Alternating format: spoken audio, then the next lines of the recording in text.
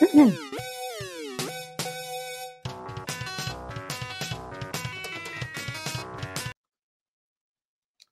we're live, and I think I got everything working right. The fade wasn't quite as good as I wanted it to be, but hopefully Jeremiah would be proud of us. I got the video sort of intro going, which isn't animated, so it's not even really a video, just a screen card thing. And I got the background music playing. Like I said, I got to work on the fade, but I'm pretty proud about how that went. And yeah, hey everybody, welcome to the Coin Jam podcast. Episode 10. I know I'm as shocked as you are that we're still doing this. We're still on the air.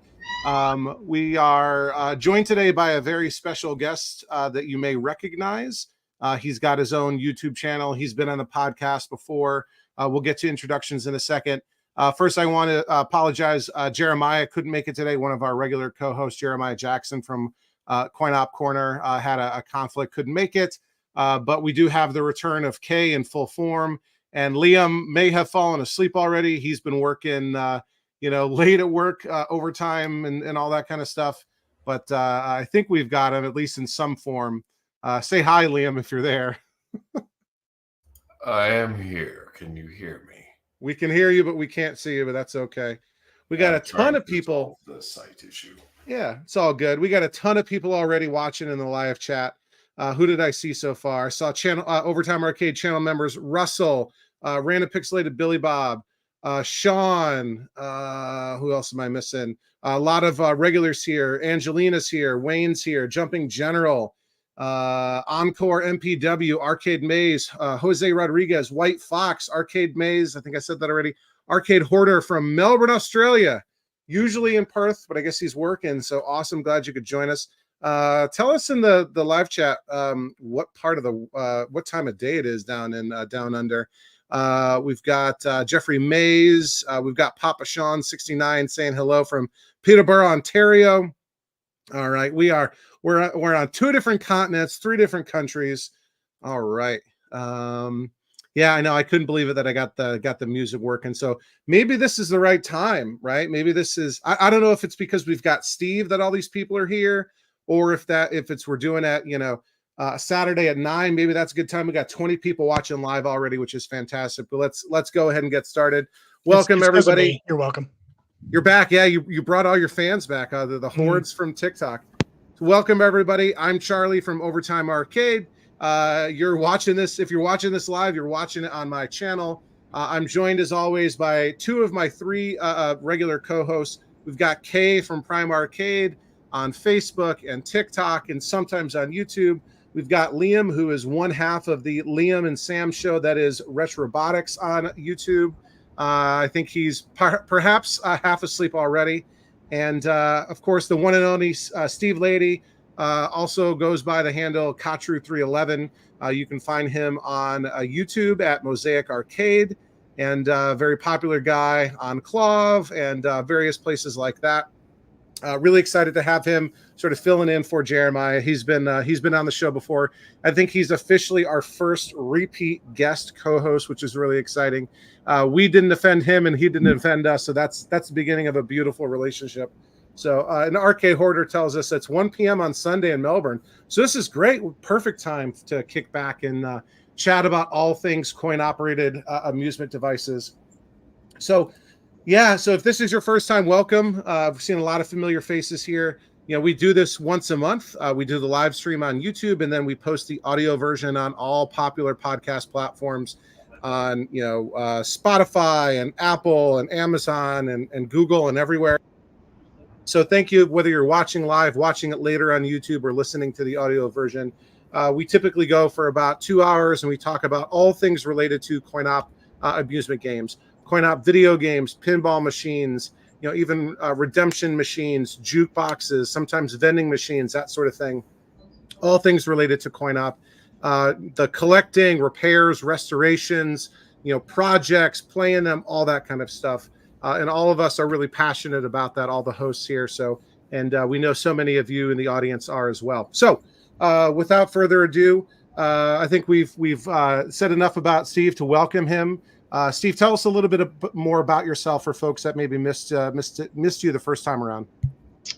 Steve Laity, been in the hobby. I mean, been in video games as long as I can remember. I was used to work at Westwood Studios back in the day, making Command and Conquer, and then Electronic Arts for a little bit after that. Currently working in the casino industry and hardcore arcade enthusiast on the side. So outside of modding one-ups, I got into the classic stuff a few years ago, and yeah, it's just it's pretty much all I think about. It's my main hobby outside of real life responsibilities. Yeah, who needs those? Nah. Jobs are how you get money to pay for your fun stuff. And Yeah. you've got two great machines back there behind you, Moonwalker and Smash TV. I'm sure a bunch of people are seeing that and jealous right now. Papa Sean 69 in the live chat says, Liam, he just finished binge watching all of the Retrobotics channel. Says Liam and Sam are adorable. Love the new house. So I think that I saw that put a smile right on your face. So very, very, very cool there. So typically the way this works, we have a whole bunch of sort of standard updates that we talk about, and then we have some episode specific topics to discuss. And we've got quite a bit to talk about this episode. We couldn't decide. We had so many different ideas for topics to discuss. So we're going to do a potpourri episode and try to cover as many different things all at once. And we love to make this as interactive as possible. So, we've got a good conversation going on already in the live chat. Please, if you've got questions, comments, whatever, throw them into live chat. We'll either address them directly or we'll pin it and circle back to it. So any questions you have for us, please don't hold back. So the first thing we talk about every time is recent pickups and game room updates. And I know, Kay, this is sort of, 2 months for you because you missed last month's episode. So why don't you tell us what's been going on in your warehouse for the past couple of months? When it comes to new pickups, I haven't picked up a whole lot of stuff lately. I'm flush with projects. I hardly need anything more. I did pick up just the other day a Pump It Up dance game. The local Mr. Gaddy's was selling theirs for super cheap. And it had an issue with booting, but it turned out all I needed to do to fix that was spray out the unholy amount of dust that was inside the machine, and it booted right up.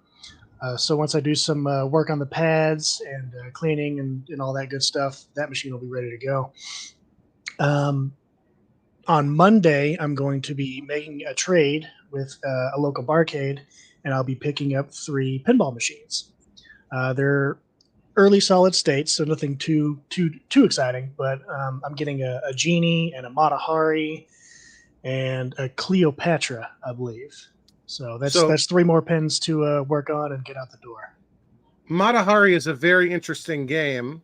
For those of you who don't know, there's actually some controversy in the Matahari art. Are you familiar with that, Kay? You familiar with that story?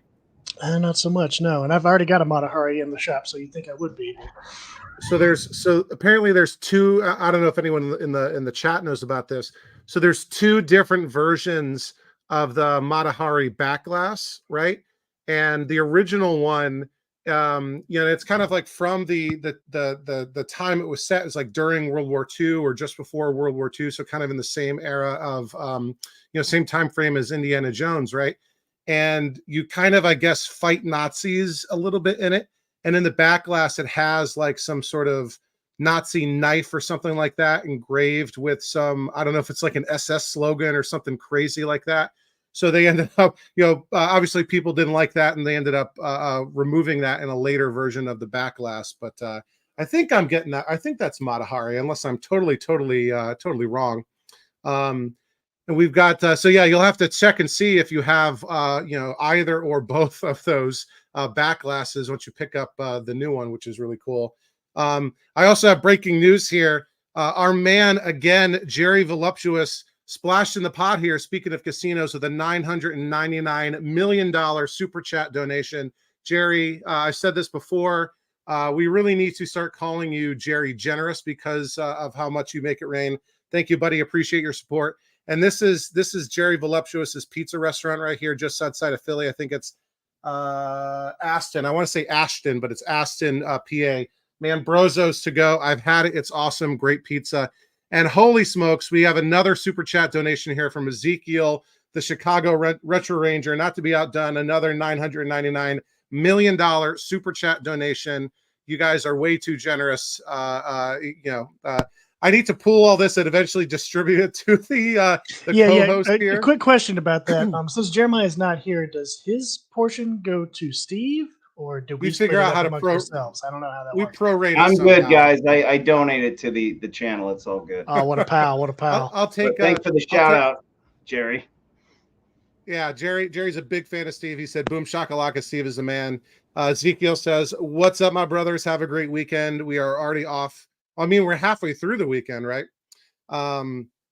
Let's see. Soul Scream's here too, and I think he's logged in with a different account. Soul Scream's another Overtime Arcade channel member, as is Jerry Voluptuous and Russell and Billy Bob and Sean. Awesome guys, awesome support.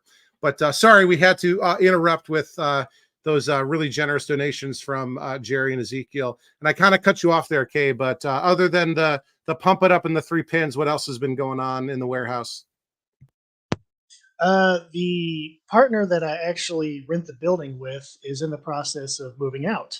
So I'm actually going to get the entire warehouse to myself because I've been splitting it half and half, as well as the rent. So I'll actually be taking over the entire building as well as all the rent, and I'll be rearranging the shop and trying to reorganize. Everything's just a freaking mess.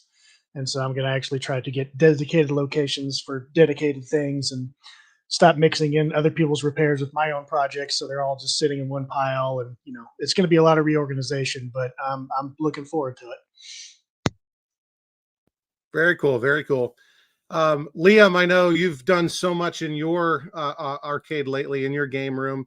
You did a really cool tour for Halloween. It looks like the background you've got is probably from that Halloween decoration with the spider webs and that sort of thing. And you've also been busy with pickups and projects. So what's been going on in the Glasspin Arcade 2.0? Well, we have one pickup over the last month, which has been taking up all the project time, and that is our Major Havoc, which is slowly coming together. I think now it's about 99% working. It's just going through lots and lots of burn-in right now. I just took the high voltage cage off the monitor literally today and looked inside, and everything was rust. So I had to completely rebuild that because the IC 555 literally just fell off as I was looking at it. So, you just looked at it and it fell off. Yeah, no, it was really bad. I was kind of astounded that thing actually worked at all before it got rebuilt. But overall, the game is working quite well now. Very cool. What else has been in the game room lately? Well, I think we mentioned that we moved Smash TV in. Thanks again, Steve, for that marquee. It's on there. The game is in great shape now. And Lunar Lander has been completely assembled as well. So what we're going to end up doing, this hasn't been done yet, but you can sort of imagine it looking at my background.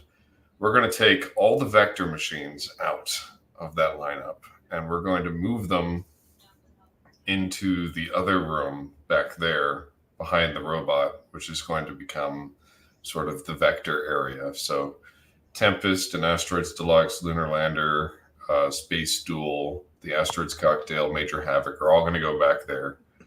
And we're just going to start a vector lineup and sort of try to get some space back. So if a fire starts in your house, it's going to be pretty clear which room it started in. We don't have any Sega games. No Sega Vectors, yeah. Yeah, No don't throw Sega Star Vector. Trek in there. Well, and what are you going to call this space where you're storing all of your vector games? I don't know. If you got the cocktail lounge, right? Oh yeah, this cocktail. You've got the main arcade. So what is this sort of separate room going to be called? What do you mean, the vector zone or something? Vector space. Vector space. The problem child. Yeah. Problem children. The vector bone. The timeout zone. I don't know. The ticking time bomb. Vector void is what Sam had been throwing around. Room 6100. Very good. I don't know yet. I'd like to get something that's not a 6100. You know, I'm looking for an amplifier. Well, the lunar for that lander, major havoc. the asteroids and the lunar lander, right? Yeah. I missed my lunar lander, man. Should have never sold that. That was stupid. Oh well. Ooh, we got some Oh, that's a suggestions good in the one. live chat. Vector Sector. That's a really good one. From Yeah, Papa Sean 69 says Vector Sector. Arcade Maze says his is called the Vector Nook, and Wayne says Vector Alley. So you got a lot of good suggestions there that you and Sam can go figure out what you're going to go with. But everything needs a name, right? Everything needs a name. We're getting close on our vector wish list, though. So now with the remaining color vectors, there are only 3. And what are those 3? Black Widow, Star Wars, and Star Trek. Cool. So when the tax scan pops up locally, I can jump all over that one, right? You can have a tax scan. I don't. Yeah. And I'll have to like put that in a separate building just in case it burns to the ground. It doesn't take my garage and house with it. And we've got Sam in the live chat, chatting. She's chatting under the Retrobotics handle. She's suggesting Vector Vortex. So if that's what she's going with, it's probably the case is closed. Because remember, you guys are newlyweds, but hopefully you're remembering the old adage, happy wife, happy life. So I think Sam has made her call. So Vector Vortex it is, maybe. Right? Awesome. Steve, it's been a while since you've been on the channel. You are a very, very active collector. We're going to be talking about wheeling and dealing and etiquette and all that kind of stuff lately, but you're always wheeling and dealing, right? Buying and selling cabinets, games, working on stuff. What's been going on in your garage arcade lately? Man, it's been a long time. So I think when we left, I had still Mach 3 wasn't working, and neither was Blasted. Those are both working now. So Blasted's working. Mach 3 got the full redo, and even up until last week, it was giving me trouble, but it's fixed now. Thanks to a new power supply, thanks to my buddy. But so that stuff's done. I picked up a Moon Patrol yesterday from a homeless shelter here in Las Vegas. And it was the first time, and it was in a really bad area. And I was, one of those pickups where I thought I was going to get stabbed. And so I think you're giving us the gist here. I think this is interesting enough. Like, give us the whole story, right? Like, start way back. Like, how did you even find out that this homeless shelter had an arcade machine? Did you buy it, or did you like pretend to be a homeless person and just walk out with it? Right? Like, no. Like, give us the full story here. Yeah. So I went on OfferUp, and I didn't. I got a text from another collector saying, "Hey, there's a Moon Patrol on OfferUp," and I was like, "Damn it, I have to buy that," even though I don't want to buy that. I don't. Money-wise, I don't want to buy that. And basically, my buddy said, if you don't buy it, I'm going to lend you the money, and I'm going to buy it for you. Then you're going to owe me. So it was on OfferUp. I messaged the person. The person running the OfferUp was not the person selling it. They were doing it for a friend. So then I got a number. I'm texting a random number, and I'm already thinking scam in my head. And it's in the really a bad area of Las Vegas. And so I drove out there, and it's in this kind of a shack house. And I didn't realize it, but this guy runs like a homeless shelter. Good for him. And he kept games there to keep people entertained. But they need more room for food. So he was selling all the games, which is a worthwhile cause. So I didn't negotiate the price with him or anything. I mean, it's Moon Patrol, and for what he was selling it, I could easily flip it, which I wouldn't do anyway. But he had 8 or 9 games in there. He had a Nibbler, Arkanoid. Nibbler. Oh my gosh. Yeah, he had Nibbler in there. Yeah. Battlezone, Dig Dug. And then he had 2 games I've never seen before. And my brain started going, like, okay, are these rare? What are these? Are they expensive? So I posted on KLOV immediately. And they are really rare. I don't know if they're worth much. I even contacted Doc Mack and said, "Hey, Doc, are you interested in these? I'll go get them for you. You just come pick them up and pay me whatever they cost." And I don't think he was interested. But one was called NATO Defense, and it has a cassette tape in it. So when you're playing, kind of like yeah, Thief. yeah, it's wild. It plays all this random voice work while you're playing the game, and it looks kind of like Pac-Man but with tanks. And the other one was called Jackrabbit, which looks kind of like Crystal Castles a little bit. Yeah, Jackrabbit's like I think it was programmed by an Italian company. Yeah, right? They were both Zachariah, right? Yeah, they're both European machines that I'd never seen before. And I wanted to buy them, but where am I going to put them? And I don't know if they're good games, So Nibbler is right. Nibbler's definitely, and Nibbler's worth some money too. I think a lot of those are worth money. My buddy's like, you need to go back and buy that because it's worth a lot of money. And I watched a documentary on the guy going for the championship for Nibbler. Man versus Snake. Yeah, I was just talking with Russell about that recently. Yeah, so it piqued my interest, but I'm literally so out of space. The only reason I'm sitting here is because I sold my Cyberball 2072 this morning, which hurt. And so now I've got a space here to make room for new stuff that I've bought. And it's just a never-ending cycle. And I have this weird idea that I'm going to find the perfect mix someday and be happy. I feel like I'm getting closer, though. But I bought a bunch of other games since we last talked, but Moon Patrol was the latest. Yeah, I mean, variety is the spice of life, right? And the great thing about this hobby is if you don't like the games that you have, you can change it up, right? Whether you trade it with a fellow collector or sell it to make room and get money to buy something else, you can always change it. You might end up with some, regret once you get rid of something, as I'm sure you've experienced. But that is a wicked, wicked awesome story. And we're putting a pin in something because, Bill, we're talking about etiquette when wheeling and dealing a little bit. I already made a note to myself, rule number 1, don't try to lowball a homeless shelter selling video games. And Kay already shared in our private thread. Apparently he bought a Donkey Kong cocktail from a crack house back in the day. So maybe we'll be hearing more about that in a little bit. You find the deals where they come, can't be picky. Hey, if you want to get the good deals, sometimes you got to be willing to go to some sketchy places. And speaking of sketchy people, just kidding. Welcome, Dell from Delusionals Arcade. Just joined the live chat. He was telling me earlier today, by a miracle, he thought he might be able to make it. Totally kidding about the sketchiness. I wouldn't be rocking the brand of sketchy people. So I've got my Dell's Arcade t-shirt on. Thanks for joining, Dell. Dell's also a Overtime Arcade channel member and a big supporter and a huge friend, in the hobby and super helpful to me behind the scenes. So glad you could make it. So as for me, let's see, recent pickups and game room updates. So the last pickup I did, I think I was talking about this on the last episode.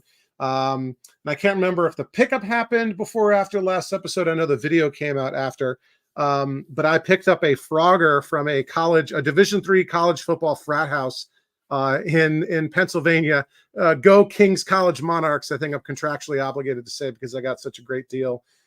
This Frogger had actually been converted to a caliber 30, which, it's funny, right? So we mentioned that, or maybe I had just picked it up and hadn't done the video in the last episode.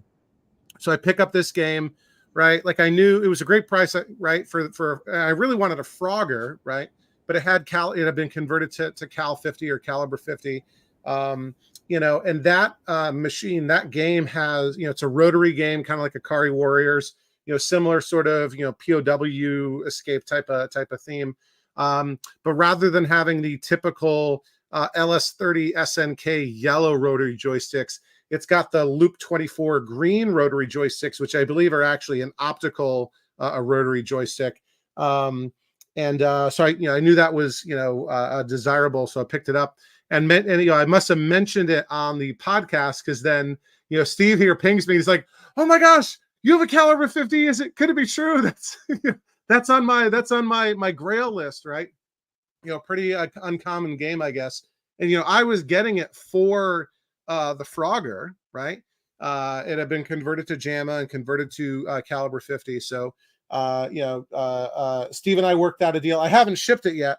I've still got the joysticks here still mounted on the control panel, but I've got to get these disassembled and put into a box with the PCB and harness and everything, and I'll get that shipped over to Steve ASAP. But so yeah, that's my most recent pickup. And yeah, game room updates. So I've been super, super busy at work, traveling like every other week, it feels like. So, you know, a couple things I've been doing. I did get everything done with the Do Run Run cocktail. That was a Dig Dug cocktail that had been converted to Do Run Run. You know, that had a 13-inch G07, needed a cap kit. And this was the Death Trap cocktail that had, you know, no isolation transformer, no fuses, no switch, no line filter, sharp edges on the inside. It was just a total mess electrically. So I completely overhauled the power supply. So that's basically done, ready to come down into the basement. I think my plan right now, I've got a Donkey Kong Jr. Cocktail right here. I think I'm going to move that to my office at work. And then I'll bring the Do Run Run into the basement, because in this room, I've got one good spot for a cocktail. So I'll sort of swap them around. And then the last thing, I just got back from Colorado. So I was in Colorado this week for work. I flew to Denver, and on Tuesday hung out with Overtime Arcade channel member Russell, who's in the live chat here. We went to the One Up Arcade bar that John Exity runs. There's at least 3 locations. There might be more, but I know there's 3. I'd been to the 2 other ones before on Colfax and then in the Greenwood area of Denver, but I hadn't been to the Lodo, which I think means like lower downtown. So Russell and I met there and hung out. I actually did a really short members only, like a 20-minute members only live stream, just of Russell and I playing games. And it got copyright stricken because of the music that the bar was playing in the background. So that's okay.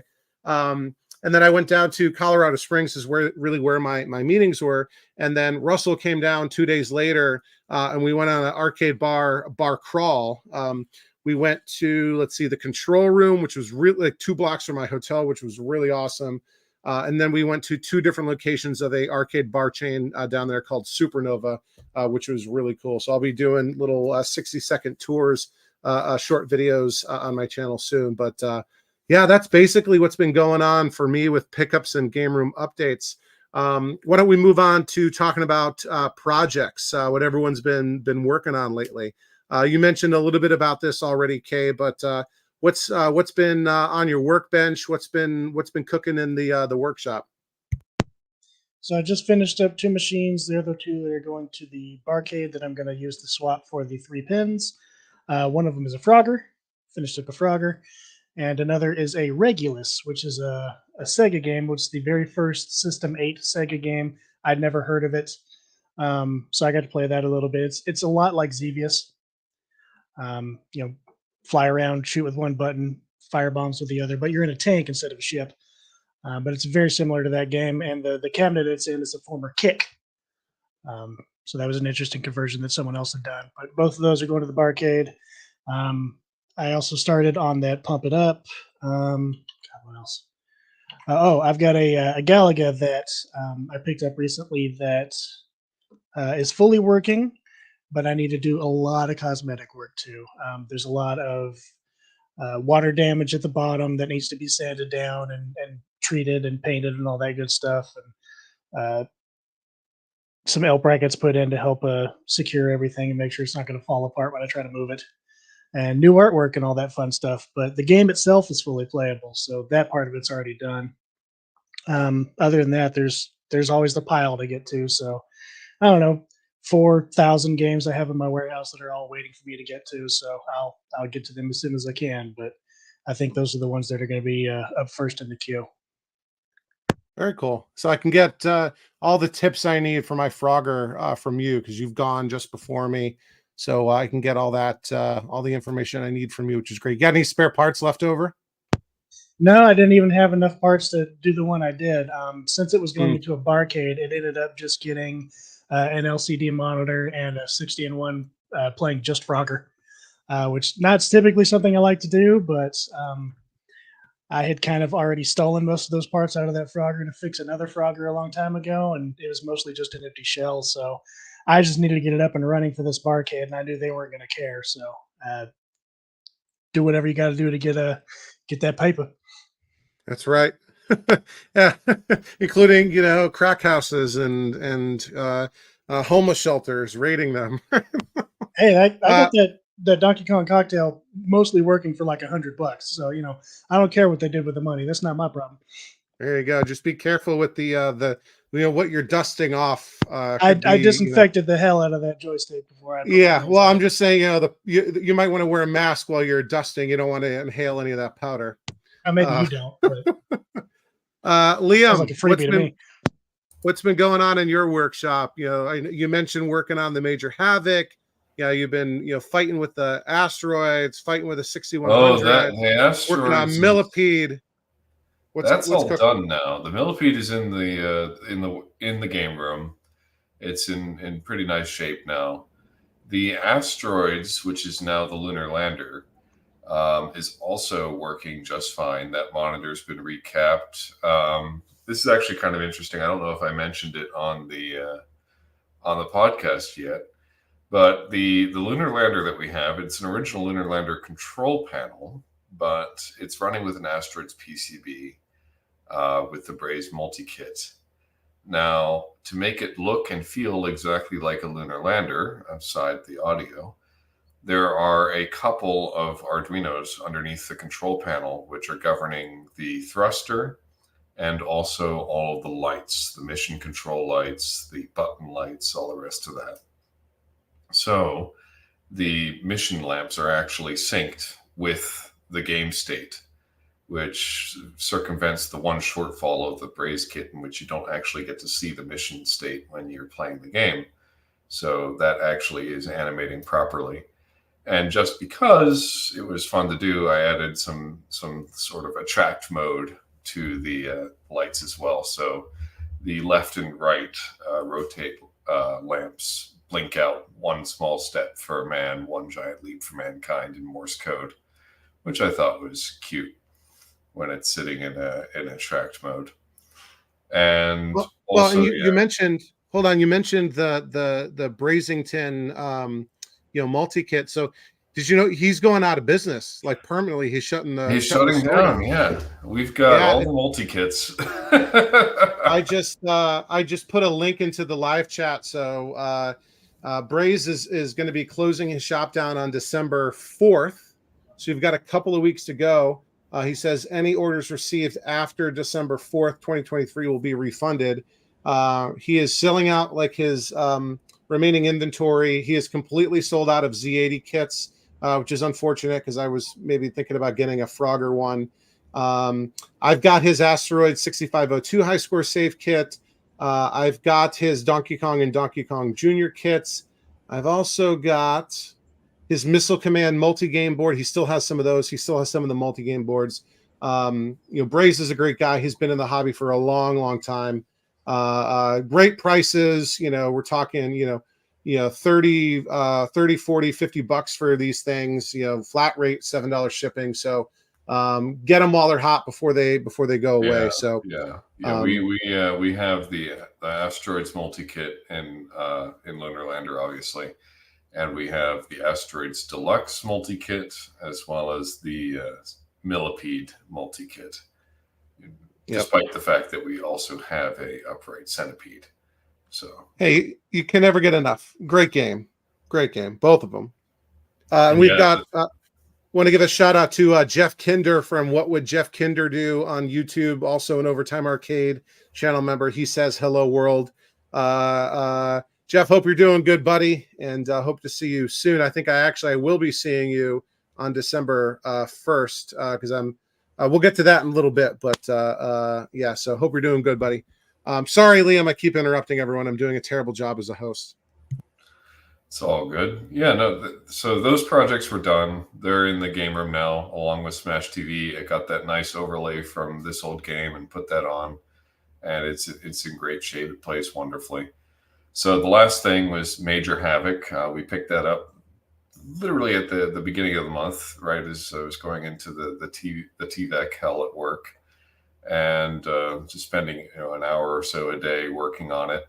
We fixed the game PCB, fixed most of the monitor, and it seems to be doing quite well. I've been enjoying playing it. Sam and I have been sort of taking turns at it and trying to get it some burn-in time. But hopefully it'll come off the cart eventually, and we'll get some artwork for it. We'll have to do another cabinet restoration at some point. But there should be a video coming out on it shortly, so I just have to, finish it. And you guys were on a tear, right? Like, usually you do maybe a video or two a month, but you went, I think a couple of weeks where you did multiple videos a week, which was crazy because I know how insane at work both of you have been. So doing a great job getting that content out for your fans. Yeah, well, hopefully we'll have another one out this weekend. Really trying to get it done. And do you have any news from the other hobby that you guys are really active in? Oh, BattleBots? Yeah. You mean my shirt?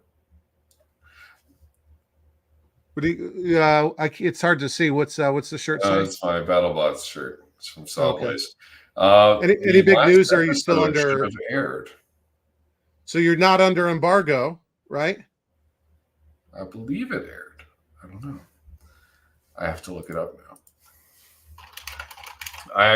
We haven't watched it. You don't know if you're allowed to. I've just been so busy. Yeah. So for those of you who don't know, Liam and Sam are part of the Sawblaze team Sawblaze on BattleBots, defending world champions. And they were just doing, what was it called? Like the Champions Cup or something like that. Yeah, the golden bolt tournament. Golden bolt.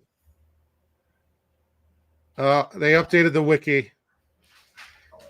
Okay. Cool. Is that Sam?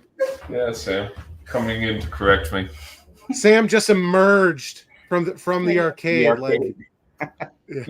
Okay, yeah. So Sawblaze, we were just in the Golden Bolt tournament, which, for fun fact, behind the curtain, was literally the day after we won World Championships. Like our prize for winning the World Championships was at midnight. We had to take apart the robot and be ready to fight at like 8 a.m. the next day. And then the Golden Bolt is like a tournament. And we had, well, I guess it's a little bit of a spoiler, but like the episode is out. But all of the knocked out robots were fighting to get to the top. And since we were the top, we then fought. And then we just kept fighting. And we had 3 fights in the same day. And it was madness. We were so tired. But it was really fun. Yeah, it's like that's incredible. So the when you guys won the championship, won the championship, that was a year ago when the shows came out, right? In October. But it was like several months before that when it was filmed, right? Yeah, we filmed in October. It didn't start airing until like January, February or something. Right. So and now the Golden Bolt. So that's now like 18 months ago almost. Yeah. But it was filmed at the same time. Yeah. Right. And you had to sit on it the whole time, sit on that news the whole time. Yeah. And so like I was trying to figure out, because like again, you guys have been both of you have been so busy at work. I'm thinking about, and I heard about the news, the Golden Bolt and everything. I'm trying to figure out how in the world do they have time to go to Vegas or wherever this is and compete, right? So it's because it was all in the past, right? Yeah, exactly. And through the magic of television. All of it was done in 2 weeks. And we have no idea when the next season is. Like, we haven't been told yet as like team people. So, but it should be in Las Vegas. So maybe we'll get to hang out. Well, and come on over. Yeah. Awesome. So my coworker that I was on this trip to Colorado with, he's got 3 kids, and his oldest loves BattleBots. So I was, telling him about, and like I told him about Sawblaze before, and this time we were, for whatever reason, we were on that topic again, and I had to promise him that I'm going to get both of your autographs the next time we're hanging out, so I can give it to him for him to give to, I think, his 9-year-old son or something like that. So very, very cool. Sure thing. Yeah. Awesome. Hey, Sam, if you want, grab another headset or whatever and join us. But I'm actually doing code right now. Oh, okay. Sam's working. She heard robots being mentioned, and I heard her run over from the other side of the house. I just heard you failing to describe what we do for BattleBots. We love. I know. We love our Sam cameos. Sameos. We love our Sameos. All right, awesome, Sam. Thanks for hopping on. Oh my gosh, Steve, just how about you? teleported away. That was crazy. It's weird, right? Because of the virtual background, it's like she's emerging from the ether. No, she Steve, just how about jumped you? into the Asteroids Deluxe. Yeah. You see the Watch out for the major background havoc. is my way of showing the arcade without burning phosphors. Hey, are you trying to say something? I don't have the asteroids on because it's not even on camera, really. But yeah, and I had the Robotron soundboard went out, and I had to fix that recently. But speaking of fixing stuff, Steve, what projects have you been working on lately? What's been under your soldering iron and bondo sander? Man, there's been a lot. I had to write it down. So I don't know if you guys know this, and I think he might have stopped making them, but Jim Riddle from Riddle TV, he makes like Konami games, if you want to play X-Men on a Sunset Riders, X-Men is a 3-button game, so you can push 2 buttons to do the 3rd button press. So I have a Strider 1 machine, and I got a Strider 2 PCB, but Strider 2 is a 3-button game. So I got one of Riddle TV's boards that turn, a 2-button press turns it into the 3rd button. And man, that thing, I don't know what it is, and if anyone else has had this problem, but sometimes when you do the switchers, there's a jolt in power to the board. And I've had this happen on a couple other things. Like if you do like a pie to JAMA situation and you use a switcher, it fries the pie to JAMA. And on this, I think it's frying my 2-button to the 3rd button little converter board. And I've fried 2 inputs on it already, and I'm about to try a 3rd. So I don't know. I might just move on from that Strider 2 board, which sucks. I wonder if there's something you can do, like rigging up a multimeter, like having it disconnected or having some sort of, light bulb circuit or something in there, and see if you can measure, what happens when you do that switch. Yeah, it's a good idea. I just haven't had time to mess with it. And it was working for like a month, and then it stopped. I fixed it, and then it stopped again. So I think there's a power problem somewhere. Yeah. But then I got a Tekken 3 really cheap from Captain's Auction. It was one of those late night things. I'm like, $300 for this nice dynamo with a Tekken? I'll take it. And then turns out I'm the only one that likes Tekken 3. So I moved that to a buddy. I got a Robotron really cheap. I thought the bidding started at 3,000 at Captain's. No, if you stay up past midnight, you never know what you're going to get. I got a Congo Bongo for $600, which I'm going to jump my list here, but I got this Congo Bongo. It's in great shape. I'll show you. It's got the Zaxxon side art, but I've got side art for Congo Bongo coming. That's cool. And it works, but it works great. Screen looks great, but when you hit jump, it resets the whole game. So there's a ground off somewhere in there. Somebody put a switcher in there, took out the original power supply, and it's above my skill level. So I need to have my buddy come over and take a look at it, or I need to just stop procrastinating and get down to business. I got a Robotron board that I need to send to Brad Rydell.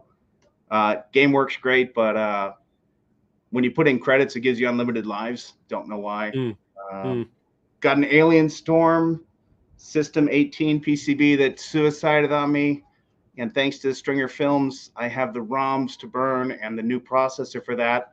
I tried that and it died again. So I'm looking for somebody who can fix that, or I need to fix it myself. And then does Ken from iFix Sega do that sort of thing? I talked to him already, and I just sent Ken like 5 boards yesterday. And he fixes now he fixes game ground boards, but he doesn't fix System 18. So you know what? In a year, I'll call him and he'll probably fix them. But if you're not familiar with Alien Storm, it's a really cool game. YouTube it. It was awesome on the Genesis.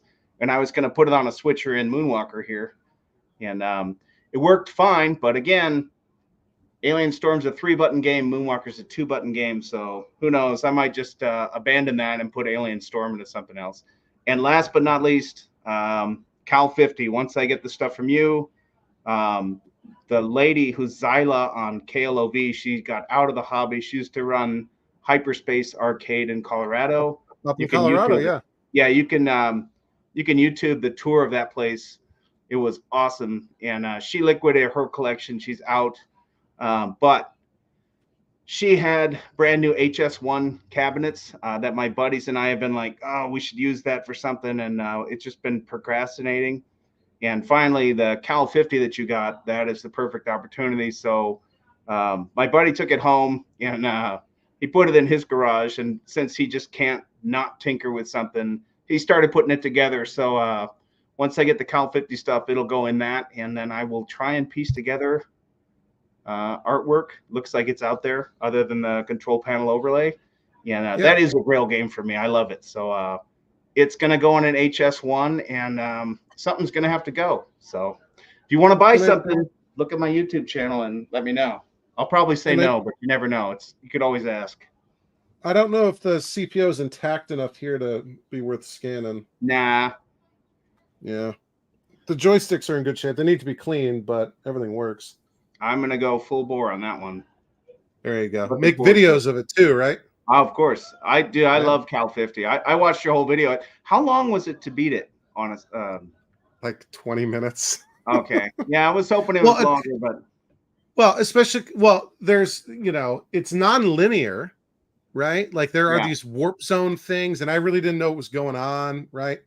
And, I kind of got a little bit bored with it, and I just started plowing through it and not really worried about being hit and just feeding it more credits, right? So I think if you're like trying to play it like the right way, it'll be a lot longer, right? Where you're not just soaking up bullets.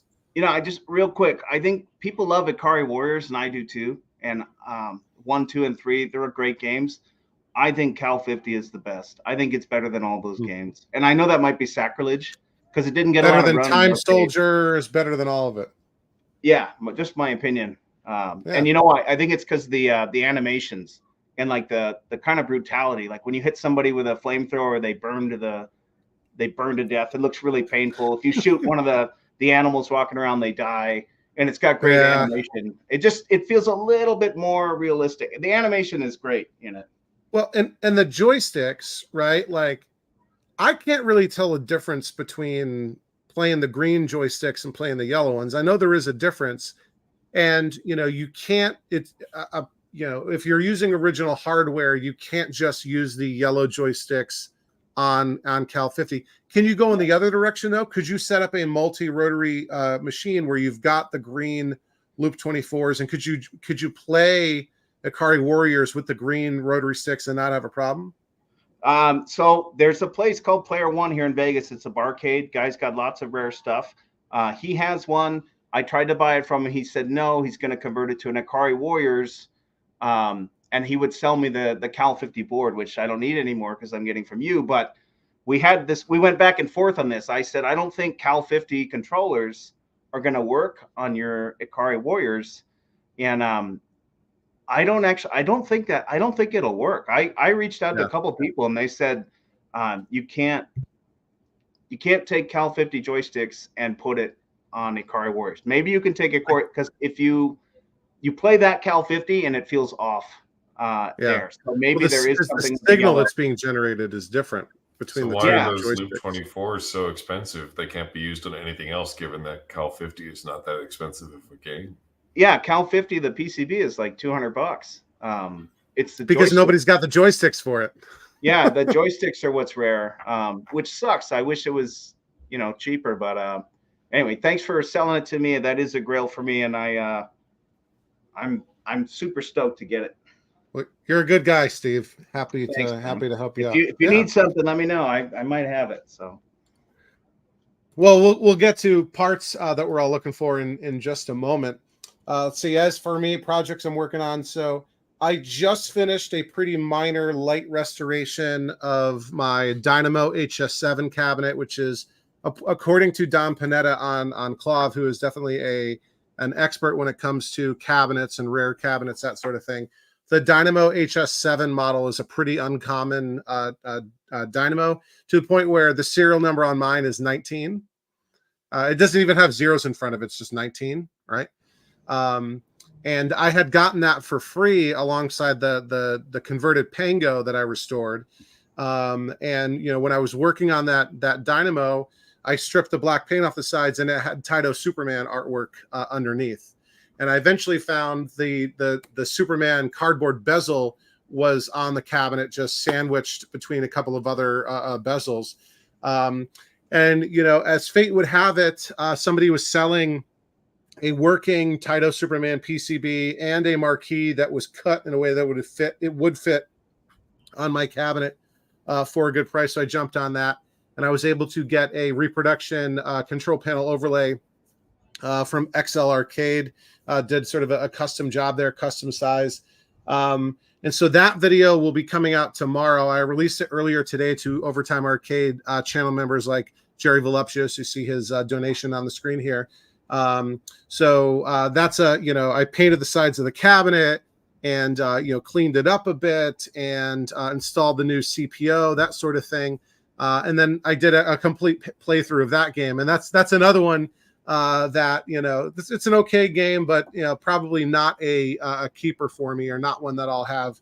I'll probably swap other JAMA PCBs into that cabinet, because at first glance, it looks a little bit like X-Men, but it's very repetitive and a very, very shallow game. So, but that project is now done.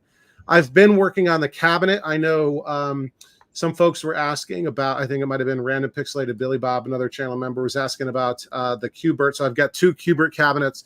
I've been, slowly on, just days that I have time to get out in the garage, stripping the paint off of both of them, trying out a couple of different, techniques. It's a little bit challenging because Qbert is a MDF cabinet, so you don't want to do the sort of, technique where you soak the paper towels and leave them on the cabinet for, 8 hours, because you can, get the MDF wet. I've been trying a couple different techniques, and I am more than 50% done with stripping the paint off of both cabinets, and I think it's going okay. And a project that I need to do soon is that the Matsushita monitor in my Irish Kangaroo went out during a recent monthly members-only live stream. Like, it died on camera, or it died in the background. It just is dead. So I don't know if it's a fuse or some nonsense, but those Matsushita monitors definitely earn their reputation. All right. And then the last sort of bit of our standard updates is upcoming plans. So, what's next in your queue? What parts are you looking for? Whether it's parts or games or anything, sort of looking forward into the future. What's just over the horizon. So, Kay, why don't we stick with the same order and go with you first on this one? So right after Thanksgiving, leading up into Christmas is the busiest part of the year for me, because people are buying machines to sell as Christmas presents. And so I'm going to be working on getting a lot of stuff ready to sell. That's going to be the main focus for me this entire next month. And so you can probably expect a lot of videos of me, fixing things up and getting them ready. The only parts I was looking for is, I've got a Qbert as well, and the soundboard in it was completely missing. It was just gone. It's been sitting in the shop for 3.5 years or so.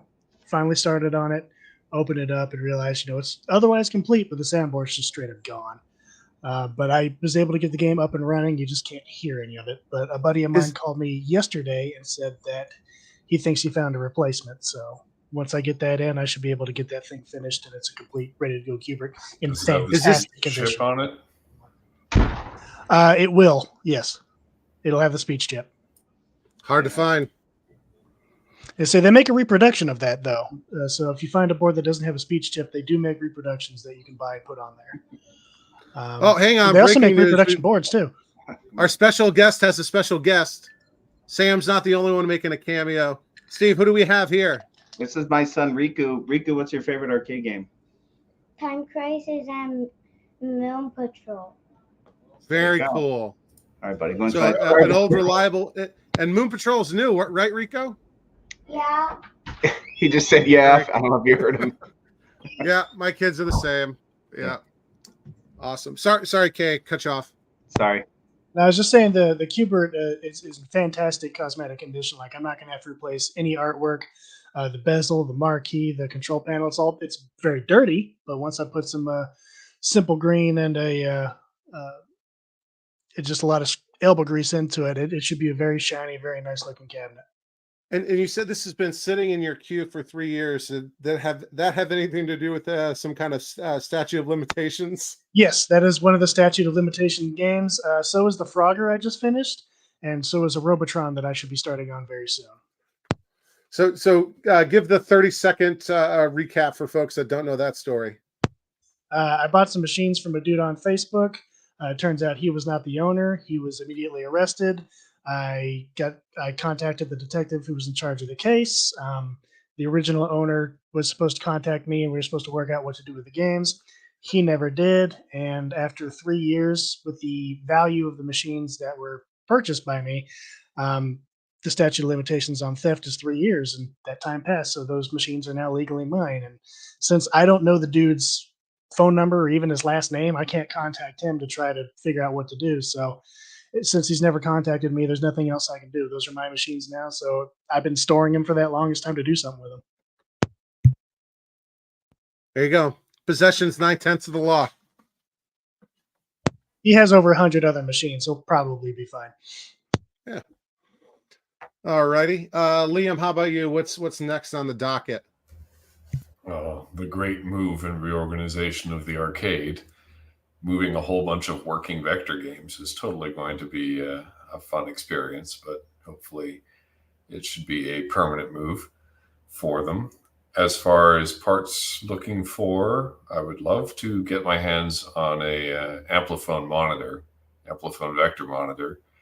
The Havoc really could use one. You could see the strain it puts on a 6100, even with the slowed down clocks. But as far as new games, would really like to find a Qbert or Solar Fox project. It would probably be a great next step for us. Solar Fox is really cool. Somebody is selling a working board set for Solar Fox on Clav right now, and I know Troy from Troy's Restorations. I think he just finished up a Solar Fox, or maybe he's like 90% of the way there. But I know you and I were playing that at Gibby's party over the summer. Yeah, which that was a lot really of fun. fun. And I think in the tournament, you and I finished first and second with the Solar Fox score until Gibby came in. I think he blew everyone out of the water because he owns the game. Well, yeah. Speaking of things you were looking for, Liam, I know I had mentioned that I had picked up a Stargate that was just a completely destroyed cabinet. That's mostly just going to be for parts. Do you still need those boards? If you don't want them, I could definitely use them for Robotron. Okay, so I've got the Stargate, I've got an Ikari Warriors 3, and a Super Zaxxon that are all just completely destroyed games that have been in a barn that got hit by a tornado or something like that. They're completely water damaged. They're totally just parts machines. So I'll be parting them all out. So yeah, you want to lay claim to the Stargate boards there. Yeah, no, I could use the power brick, the boards, and possibly the harness. Just let me know. We'll work something Hopefully out. They're not horrendously rusted and corroded. Got some photos, but yeah, thank you very much. All right, and Steve, how about you? What's next in the Mosaic Arcade?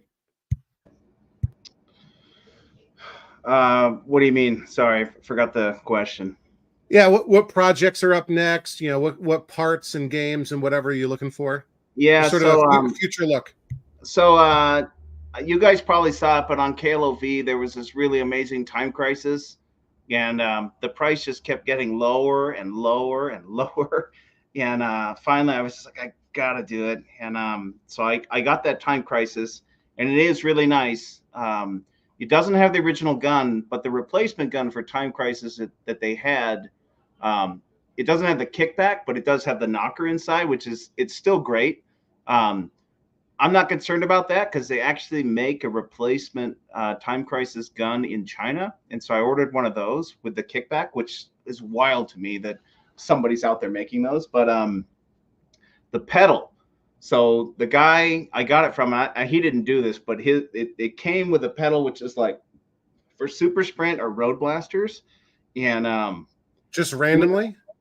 Yeah, I mean, it works great, but here's one thing that I never thought, like, you don't think about these things, because when I got it, I was like, no big deal. It works, right? And but the angle when you're standing and shooting, you got to kind of crouch.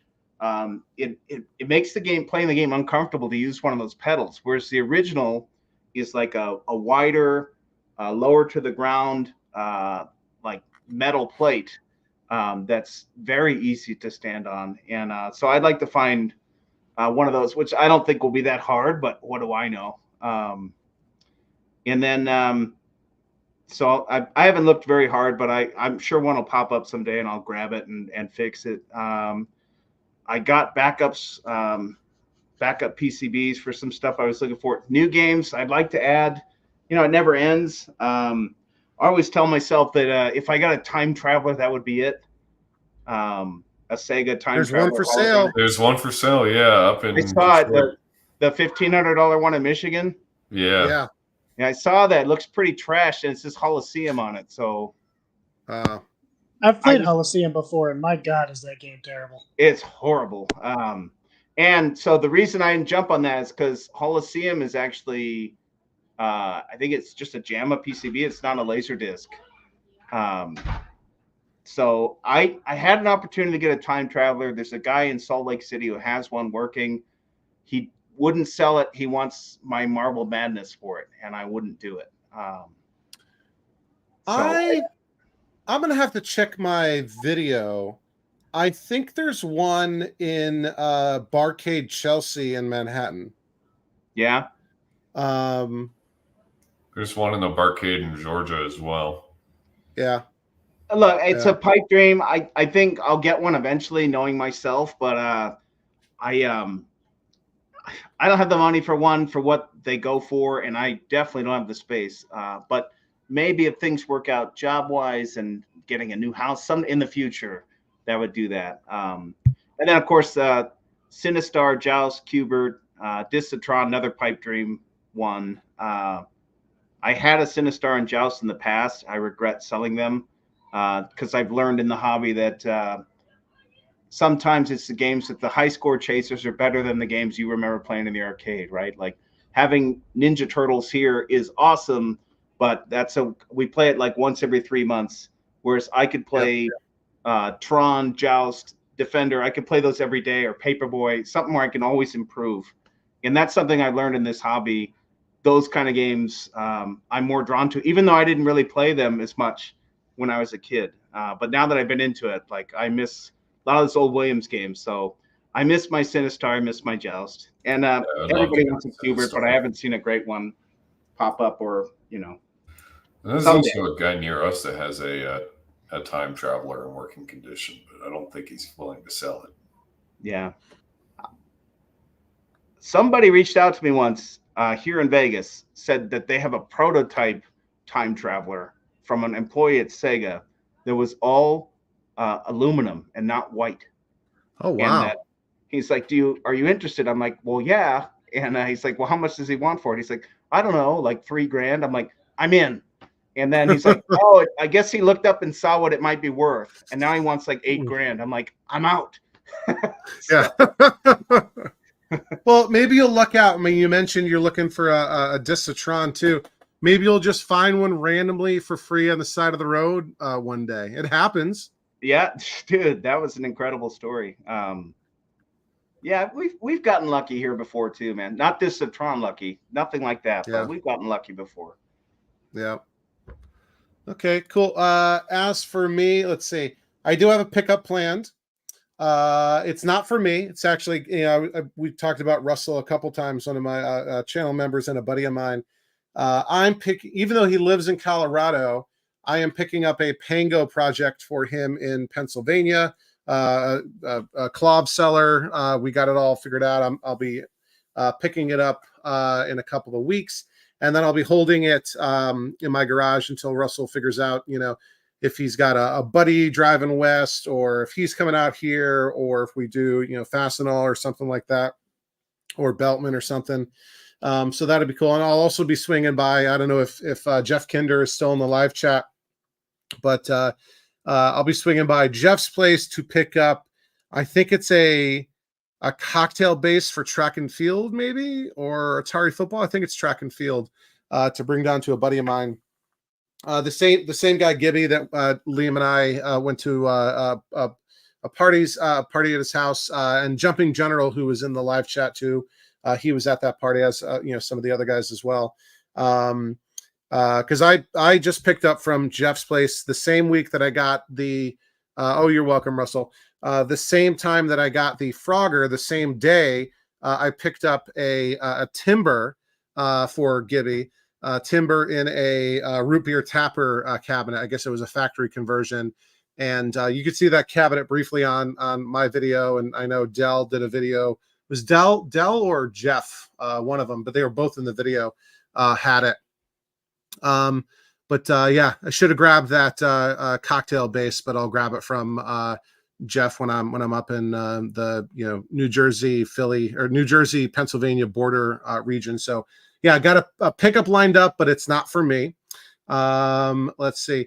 I'm looking. I think I'm going to be buying some quarterback kit, a Leland quarterback kit, because I got that quarterback cabinet that been converted to Ms. Pac-Man, which is a bizarre conversion, and like with a legit Bally Midway board, not a bootleg board. But somebody's selling quarterback stuff on Clav. I think it's the same guy I got the Superman PCB for. So it's a quarterback PCB and the weird control, the weird joystick, and marquee and harness and everything. So I think I'm going to be getting that. I got a bunch of stuff I need to do. I've been on a tear lately where I'm trying to finish off projects that are like right at the goal line. So I think the next one up for that is depth charge, and all depth charge needs is a cap kit and new buttons. And I bought the cap kit, but I forgot to get the weird multi-cap filter cap for the what is it, the XM501 black and white monitor. But it's and then I was terrified when Peter shut down arcadepartsrepair.com for a couple of days, which he does a couple times a year. But he's back and open, and it's funny, my boss at work bought me out of the blue a gift card from arcadepartsrepair.com just as a thank you for doing some stuff at work. So I've got a nice gift card burning a hole in my pocket that I need to spend on stuff there. And we got the holidays coming up too, so we'll talk a little bit about holiday plans soon. But Thanksgiving's next week, and Christmas and everything is around the corner. So lots of stuff there. People over, getting stuff ready, and trying to find time to work on stuff. But the bright side there is get some time off of work. So I think that covers our sort of regular updates, and now we can get into our potpourri topics. First of all, Steve, anything else going on that you want to talk about? Again, it's been a while since you've been on the channel. I think you covered a lot of ground already, but anything interesting that we haven't talked about yet? I bought a Thayer's Quest, which was oh wow, really, really stupid. I was in a really really good mood one day, mixed with a caffeine high, and spent money I shouldn't have. So I'm in a frenzy to sell stuff. Man, so much has changed since I was last on. Games come and go through here. I was like a 3-month lull, and then all of a sudden games are just coming and going again. And again, I just struggle to find that perfect mix, which I believe is possible. Who knows? But that's it. Yeah.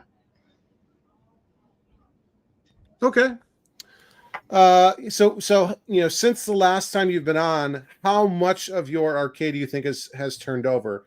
25%, 50%? What's how dynamic are things in your lineup? 25%.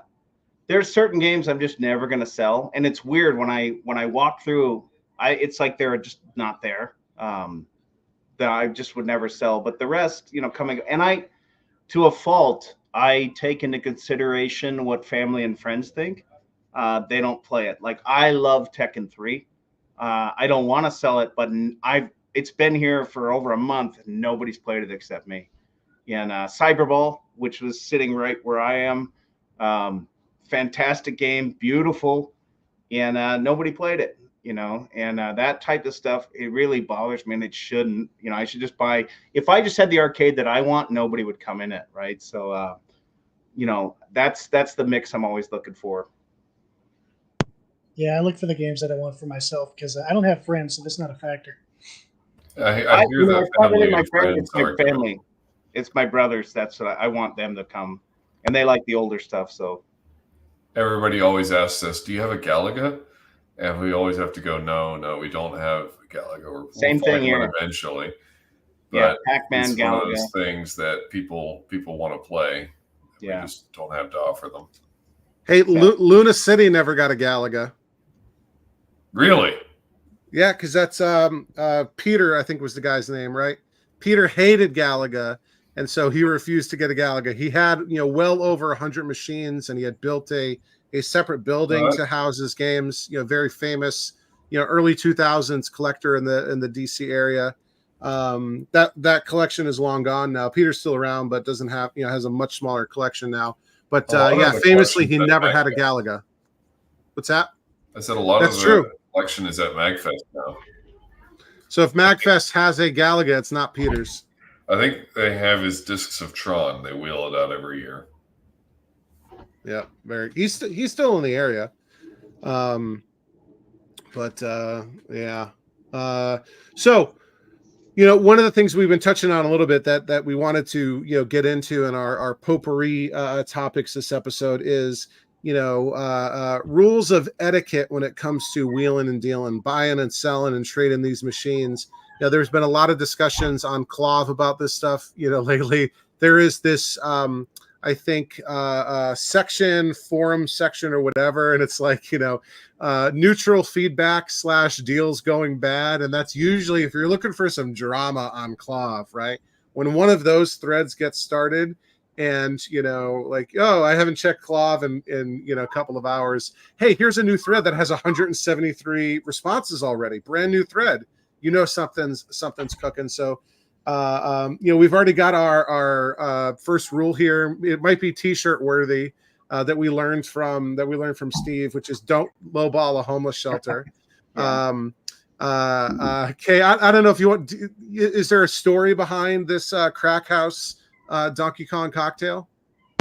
Not much of a story. I mean, when they messaged me to sell it to me, they didn't advertise that it was a crack house. It was just they sent me an address, and it was you saw the sign when you went to pick it up. Yeah, it's like, oh, it's a crack house. Oh, it's whatever. I'm right here. They sent me an address to. It wasn't in town. It was a smaller suburb of here, and so I wouldn't have recognized the neighborhood anyway. And so I just go. I was like, oh, this is kind of a sketchy part of town, but doing this, going to the sketchy part of town, has never bothered me. And I walk in, and I just take a quick look around, and it's right there in the front room. They're not interested in letting me go in any other rooms, and I'm not interested in going into any other rooms. I just see it there on the corner, and everything around me is just screaming, "You should get this and get out." So it's like, oh yeah, here's your money, and I'm gonna go. Thanks. And there's not much of a story there, but I didn't confirm it was a crack house. I didn't try to buy any, but there were signs. It's too bad. I think somebody made the joke in the live chat that it's too bad it wasn't a narc that you were buying from the crack house. So these drama-filled threads on Clov. I think the latest one was somebody sold a game, like a complete cabinet, right? And the buyer, made payment and said that they were going to set up shipping, and then completely ghosted the seller. And I think it had been, over 6 months with zero contact. The person hadn't logged into Clov, and he's like, "What do I do?" Right? Like, I think it was a Popeye, which sort of falls right into is the Popeye still available meme on Clov, right? And he was like, what do I do? Right? Do I, he's tried to contact the seller, hasn't been able to do it. I guess he wanted to get rid of the cabinet, wanted the space back. He's like, do I buy, do I sell the cabinet again? And what do I do to, refund the guy his money? We have Stringer Films here dropping in a $200 million super chat donation saying, I get a ton of quote unquote Steve Laity deals at crack houses. So, yeah, were any of them marked? It's because I always jokingly lowball Stringer Nick Madsen and Retro Ralph on Twitter. So that's why he's saying Steve Laity deal. $500 $500 shipped, for right? everything shipped is There my you go. deal. So yeah, this guy was, he's like, what do I do, right? And my first thought, but before I could post it, Andrew B beat me to it. He's like, you got to Google the guy's name with obituary at the end of it. None of us are getting any older, right? I think the four of us are probably below the median age when it comes to the kind of folks who are collecting this stuff. So so there's a ton of back and forth on the proper etiquette, and when is it when is it acceptable to basically resell the game again and pocket the money, because basically you've been providing free storage. How much length do you go to? But I guess the story has a quasi happy ending in that the person, I don't know, it's because maybe they saw the thread on Clav or whatever. They did end up reaching back out to the seller, and they're figuring out the shipping. But that discussion led to a bunch of folks sharing similar things, right? Like again, merchandise that had been paid for and never picked up, or you don't hear from somebody for months and months and months, and then they literally call you and say, hey, the shippers are going to be at your house in an hour and you're at work, right? So I don't know if any of you guys have any interesting stories about that, deals gone wrong and being put in a position of without having to go back and bleep this out, basically saying, am I in the wrong here, like that Reddit, so maybe starting with Kay, right? Because you do probably more transactions than any of us, notwithstanding Steve's benders now and then. But if a customer buys something, right, and then never picks it up, right, like what do you do? Has that happened to you, and what do you do? I have two very specific instances where this happened to me. The first one was before I had the shop and I was just working out of my garage. Someone was driving down the alleyway and they stopped and backed up, and they could see the machines that I had in my garage. And they came out, I was like, hey, do you fix these things? I was like, yeah, sure do. So he said, like, oh, I've got an asteroid that I'd like to bring to you to fix. I'll be back tomorrow. So he comes back the next day with a Galaga, not asteroids. Didn't know what game he had, but he brought me a Galaga cocktail, and he gave me a business card with his name and number just handwritten on it. And there's a business card for some oil field company. This is a very big oil town, so there's plenty of those places around here. I was like, okay, yeah, I'll get to it soon. And a month or two later, I had it fixed. I texted the guy. He's like, hey, here's what was wrong. Here's the total. It was right around Christmas time. So he was like, okay, well, let's get into the new year and get past this, and I'll contact you and come pick it up. Right after the new year started, I text him again. No response. I call the number. It's disconnected. I wait a little while. I never hear from the guy. After a few months, I put out some feelers through my Facebook page. It's like, hey, here's this guy's first name. I don't have a last name. And the company that he works for, does anyone know who this is? No one had any idea. I tried to call the company. It was no longer in business, didn't exist. It didn't seem like it existed for quite a while at that point. It was probably a very old business card. And after a while, I just gave up. I was like, I guess this is my game now, and I ended up selling it to a bar in another town, and I've still never heard from that guy. Are you 100% sure this person was real and not a hallucination? Like, how long after the crack house did this alleged transaction This take was place? Before the crack house, so you can't blame it for that. But the game was real, though. The game was very real. I got real cash for it, and the bar that put it in their place really did not put a tax stamp on it and got a real fine for not having one. So that was totally real all the way around. The other story is I sold a pretty cheap electromechanical pinball machine to a guy. It was under $1,000. It was pretty cheap. And it was just a cash sale, and he came by the shop, handed me cash. He's like, okay, I'll call you in a couple of weeks, and I'll have you deliver it, because he just lived in the next town over. I was like, yeah, that's no problem. Months go by, I never hear from the guy. I don't have his number. I don't have his name. I never got a receipt for the transaction because it was just a cash sale. We didn't fill out any paperwork or anything. I don't even know the dude's first name, let alone last. What so sale? What cash? So I just sat on it for a really long time. I just put it into a corner.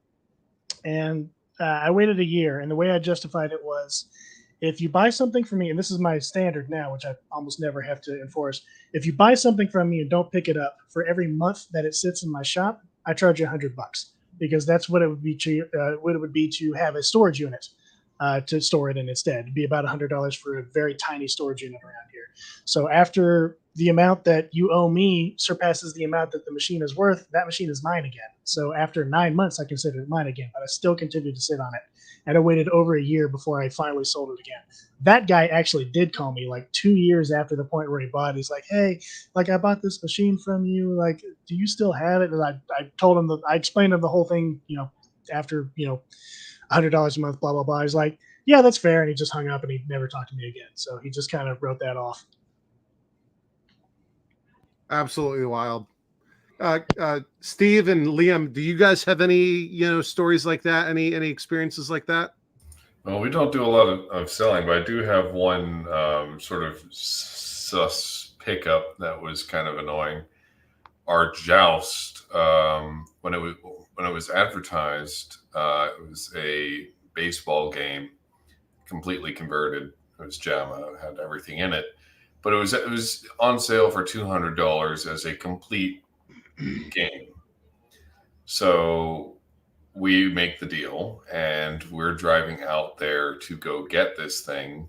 It's decently far from us, and when we get there, the guy wants $200 for it, which was fine, except he had stripped out everything from the inside.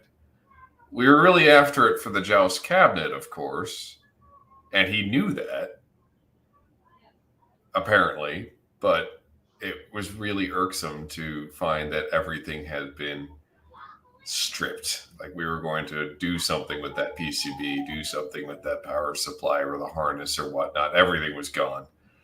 So that was just a nasty bait and switch, and I feel bad that we actually did buy it, although we did end up restoring it. So that was sort of the last time we did business with that person. Yep. And I know who it is. And so if Liam doesn't want to name names, feel free to contact me privately, and I'll. I often right, like I don't like create enemies lists or anything like that, but I've heard so many stories, especially from all the local folks who are around here. Who to completely avoid, right? Who to sort of tread, very, very carefully with or whatever. So if you're ever curious, and like that's one of the things that we do in the members only Discord on my channel, is we're constantly sharing deals or whatever, and I'm often like, you probably don't want to buy from that person. So yeah, it happens. Steve, how about you? Well, outside of the thing that I was in the first episode for, the first episode that I was in this podcast, the thing in Oregon. But I've had people, they come to buy one thing and then like they walk around and look at the other games, and it's like, your showroom, right? Well, yeah, like it's all for sale. Like how much for MK2 or whatever. And I had one guy's like, oh, it's super sprint. Oh, that artwork's that's a replacement. That's not original. And I'm like, yes, it is, dude. I mean, like trying to lowball me with different games that aren't for sale. There's trying to neg you down. Yeah, and but those games aren't for sale, so that's always a problem.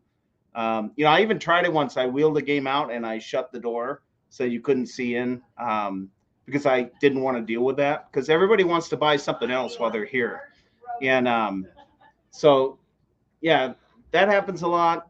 And then I had a pickup once where I had to pick up I don't know, this is kind of a sad story, but I felt really bad. This lady was selling a missile command because her son had died, and she needed it out of the house. And it was like the family was a shell of themselves, and they had other games, and they were asking me their value. And, I gave my honest opinion. They would have sold them cheap, and I just wouldn't do it because it's just a, bad time. I've had some one pickup like that. But yeah, it's always interesting when you go out. I like to take a friend because you never know what you're walking into. But Yeah, the Is- tire is- kickers, they're the worst. My friend, you mean Smith or Wesson? I have another buddy named Steve who's here as well, and he always goes with me, and he would be the guy carrying one of those. There you go. We had another super generous $200 million super chat donation from Stringer Films, who asked, how is the crack? Hard to find good crack nowadays. And immediately once he said that, K disappeared. So apparently it's very potent these days. And yeah, so not that any of us would know. My router's on anything. crack, so Yeah. And yeah, Steve, obviously when we were, Stringer says, is your other Steve named Steve Austin? I wish. The rattlesnake. I wish. Yeah. So, yeah, and of course, what Steve was just referring to, the whole the Oregon scam, right? If any of you are interested in learning more about that, we did a whole episode about that. I think it was episode 3, so like 6-7 months ago now. Go back and watch or listen to that, sordid tale. And there's even been some updates and additional information trickling. There's a website that I think some of the folks involved with that have been maintaining, just gathering information. But what a sad story that's been. Knock on wood, I haven't had any completed deals go south or go bad, right? So to the point where, hey, we've worked out a deal and then something goes south in the pickup, or, I don't get what I was expecting or whatever. Sometimes people will, maybe underemphasize, cabinet condition or something like that. Right. But nothing too crazy. I think, the thing that I do run into most often, which I would imagine is something common for everybody, is, something gets posted for sale and you respond, and they, even if they say yes, right, before you've made payment, they start getting other people, bidding it up, right? So people snake deals out from underneath you. Very rarely will I ever, unless it's somebody, unless obviously if they're shipping, it's one thing. But I am very, very rarely will I make payment prior to pickup, right? Cash on the glass, even if they don't want cash, right? Like if they want PayPal or something, that's fine. But, do it when you're there picking up the machine. There's too much that can go wrong. Like obviously if you're buying parts from somebody and they're shipping it to you, that's different. Or even if they're shipping a cabinet, that's potentially different. But yeah, Papa Sean 69, those snipers, right? Snaking those deals. And I've been really scared a few times where I've gotten deals that were, almost too good to be true. Like the working Asteroids Cabaret that I got for $100, or, the games that I've gotten for free, that you often are driving, 4, 5, 6 hours, one way for, and you don't want to get there for them to say, hey, oh, by the way, I sold it to somebody else because they offered me $50 more or something like that. So I don't know if the folks in the live chat here have experiences like any of those that you want to share, but yeah, be careful out there. And yeah, so another topic we wanted to talk about was converted games, right? So I know all of us have done this. I've been doing a lot of this lately, is deconverting converted cabinets. And if there's anyone listening or watching that doesn't know what that means, right? Because I often get like normal non-arcade people, muggles or whatever, will ask me about this. So back in the day, you would, games were sold as, what we now refer to as dedicated cabinets, right? So Atari sells, a Centipede, or Williams sells a Robotron, or Nintendo sells a Donkey Kong or whatever, and you're buying that as a complete game, a complete, cabinet and artwork and electronics and everything, from the factory. And then, maybe a couple of years go by, and Donkey Kong stops earning money, or Centipede stops earning money. And remember, these were commercial coin operated machines, and the whole point of them was to make money, right? The owner, the operator of these machines wanted kids, adults, whoever, just to keep feeding coins into those machines. And just like anything in entertainment, the popularity of different properties or whatever, come and go. So Donkey Kong stops earning, Centipede stops earning, whatever. Companies at that point started selling conversion kits, right? So typically you're going to get in a conversion kit, You're going to get a new game PCB. You're going to get new artwork. You might get a new control panel and wiring and whatever. But basically, it would allow you to take that existing cabinet that stopped earning money and put a new game into it, right?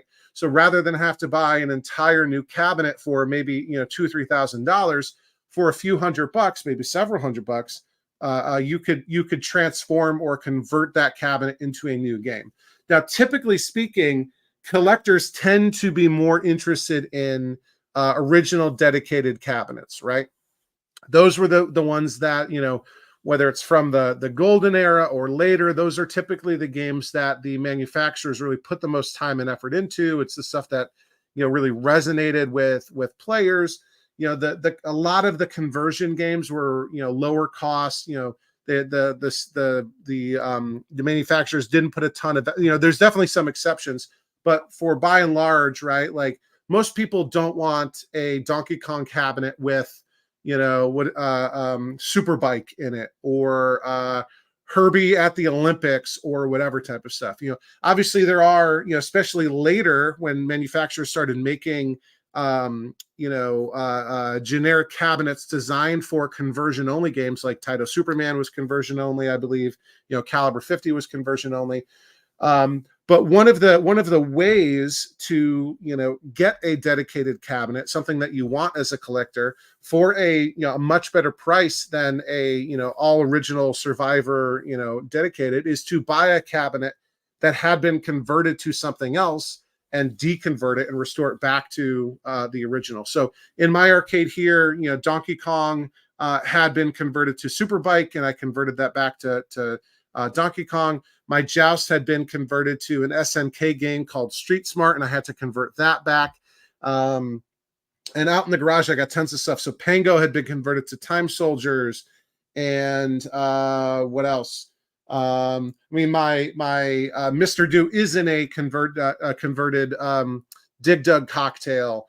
My Defender had been converted to Super High Impact Football. My Frogger had been converted to Steve's Caliber 50. So, but that can be a ton of work, right? Deconverting a game, trying to recover the artwork, replace the artwork, piece together parts, that sort of thing. I don't know, do you guys have patience for doing that, right? Is that something that, you're willing to do, or you're like, look, I'd much rather deal with a game that just needs to be repaired and touched up a bit. I don't want to have to do this complete, overhaul. Is that, how far are you guys willing to go to deconvert a game? It's definitely an exercise in persistence and patience, which I happen to have in sort of random amounts. Our Robotron, our Joust, our Mortal Kombat, our Smash TV were all deconversion projects. I think those are our only total deconversions, but they were beasts to go after. Well, and being the meticulous person that you are, Liam, I know that you keep very detailed spreadsheets on all of your costs and everything, right? So at the end, was it worth it at the end of the day? It's not. That's the thing. With Robotron and Joust in particular, we could have probably just bought a Joust in decent shape. I mean, our Joust, you've seen it; it's immaculate now. But we could have bought one in perfectly passable condition for less than we paid to completely rebuild it. And that was the lesson we learned, because Joust was our first actual full deconversion. This is not as cheap as we thought it was going to be. Yeah, I think that's the main thing. Like, if you're going to do that, you got to find that cabinet cheap. And even then, I don't care what game it is, you're looking at $1,000 to $1,500 to bring it back, depending on how bad it is, for sure. Yeah, and Golden Tee's definitely a conversion cancer. Our poor Smash TV, I have the original control panel for it, but it's useless because it's got a over a foot wide hole in the center of it for that Golden Tee trackball. I got Kay here. Send me a private message to add that to the bleep list. And don't worry, I got it. I got my running tally. I'm sorry. It's a good thing we're getting all these donations because we're gonna have to pay these hefty FCC fines. That's okay. We'll take it out of your paycheck, Liam. Yeah, Steve. What about you? Are any of these games in your background deconversions that you had to go through? Yeah, all that headache? actually, so I didn't do this conversion. Nick Madsen did, and so it was something else. I don't remember what it was, but yeah, he had to redo the control panel and all sorts of stuff. And I have games like that. For me, and there's probably some others if I think about it, but if it didn't have a dedicated cabinet, I kind of want it in a dynamo just because I like the form factor. I actually hate working on dynamos, but I like the form factor. Or where did they advertise the game? Like on the flyer, what did they advertise it in? Like Night Slashers is a 3-player game, but the cabinet's only 2-player. They put it in a Dynamo Z-back. So, but there was never a dedicated cabinet. So I guess the dedicated cabinet is the Z-back, right? And if I, like Liam did with the Joust, if I bought a Street Fighter, even though Street Fighter is probably my #1 game, if I bought it in a Joust cabinet, I would never feel right about it. I would have to bring it back to a Joust. And my buddy and I always say to each other, like, if we don't do it, who will? It feels like preserving history in a way. I just can't do it. Like a Street Fighter and a Tempest. Obviously Tempest is a lot taller order. That being said, I have a Super Mario in a Donkey Kong cabinet, and somehow I justify that, right? Because it's Nintendo. They were in the same cabinet, but it does say Donkey Kong on the sticker in the back. And then Moonwalker, of course. But yeah, if it didn't have a dedicated cabinet, I want it in a Dynamo, HS1, HS5, one of those. I do have a caveat to that. I love the Williams cabinets, and there are a number of conversion-only games that I think work really well in Williams cabinets. So I love Williams having a spare Joust cabinet or something that I could slap a Tetris or put our Aliens PCB into. Just because I think they're so well built and they look really great in the lineup. And that's such an awesome segue because that's literally a topic that we were going to cover next is, the kind of different pros and cons of the various manufacturers' cabinets. So you guys kind of touched on this already, right? I think, largely Williams cabinets are pretty well loved, right? Very well built plywood cabinets, a lot of little features here and there that designed to make things convenient to, very easy to pull a monitor out, right? Lots of interlock switches and just things that make, the mirror to be able to see the monitor from behind when you're making adjustments. Yeah, I think the only downsides maybe on Williams cabinets are the fact that they used, for the most part, stenciled artwork. So if you really want to keep it original, obviously re-stenciling a cabinet is a lot more work than, applying new, vinyl side art. And they just have a tendency to, if they're, dragged on the floor or whatever, but I guess this is true of anything, that the bottoms of them get chewed up if the leg levelers get knocked off or if the bottom of the cabinet stays in contact. I think everyone, we've talked about this before. It's almost a meme with Jeremiah is, Sega Gremlin cabinets are actually made of granola. And if somebody sneezes on the same continent, they swell up and start crumbling. Atari is notorious for being, really well built, but heavy as heck, right? So very, very heavy. I think I like Nintendo cabinets, quite a bit, especially if you can get the plywood ones are pretty well built and lightweight because they're a little bit thinner than, US made cabinets. The biggest pain with, classic Nintendo cabinets is they use this gel coat sort of, finish on the cabinet exterior that is impossible to, truly recreate or fix perfectly. But Steve, you said something I thought was really, really interesting, right? I think a lot of people like Dynamo cabinets, especially the ones that have the slide out tray, right? That you can access the PCB and swap games, without having to pull the game out of a lineup, turn it around, open the back door or whatever. You unlatch the control panel, it flips down, and you pull out this whole tray that's got the PCB and everything on it. But you said you hated working on Dynamo cabinets. So is there something about the cabinets themselves that you don't like having to restore? So first of all, I love Dynamos just the way they look. And when they're working, they're great. But yeah, you pull out that sled and you're working on the PCB. First of all, it's not good to do any kind of multis in there. So if you want to add like a switcher. Second of all, if you drop anything into that cabinet, it's gone, right? Unless now you got to unhook everything and pull out that whole board. It's impossible to work on the monitor.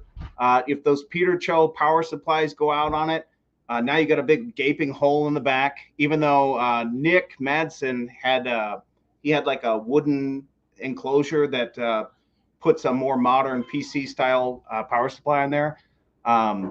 It's a nightmare to work on the monitors. It's if you drop anything in there, it's gone. It's just it's a hassle. Plus the little hooks that grab the wood when you push it back down, they always collapse. So you're always in this balancing act of like, please don't break the wood that's holding the PCB, and it's grabbing wires. It's yeah, it's really easy to get. It does do that. Yeah. And it's just a pain, man. Give me a large midway Mortal Kombat or Killer Instinct cabinet all day. Yeah. Give me a back. I want a big back door. Let me access everything. Like this Congo Bongo, it's got like 3 doors to get back, and it's a nightmare. But dynamos are the worst, man. I hate working on them. Our dynamo doesn't actually have a back on it because somebody pissed and removed it. Yeah, just Steve likes those thick cabinets with the big backs. There we go. And we got another. We got a third donation this evening from Stringer Films. Another $200 million super generous super chat donation. Stringer asks, how hard are those Moonwalker cabs to wire up? And I think Steve already answered him in the, well, at least jokingly in the live chat, saying if the wiring is labeled as Stringer. So Nick Madsen gave me a discount if I would wire this up when I got it. So I said, yeah. And when I got it, Stringer literally had like printed labels for every single cable on there. And I literally wired up everything. It's not JAMA, right? It is JAMA, but it's funky. Okay. I'd have to it's weird. It's got one of those Sega boards that takes the JAMA and splits it in a different 7 different ways. And on the outside of a cage. And Stringer, he did the best. I would buy that if he offered it for sale, because I had the whole thing wired in, I don't know, 20 or 30 minutes outside of power. There you go. Well, and Stringer also said that he recreated an original Nintendo finish, but it took 7 coats of wet sanding. And my goodness, that is a ton. Circling back to UK, I don't know if you had a chance to, opine on the, when is a deconversion project not worth it? And obviously interested in hearing your thoughts too on, the various pros and cons of the different manufacturers' cabinets. Well, from a commercial point of view, to make money, a deconversion is almost never worth it, just because, whatever machine is in that cabinet now, someone will probably buy.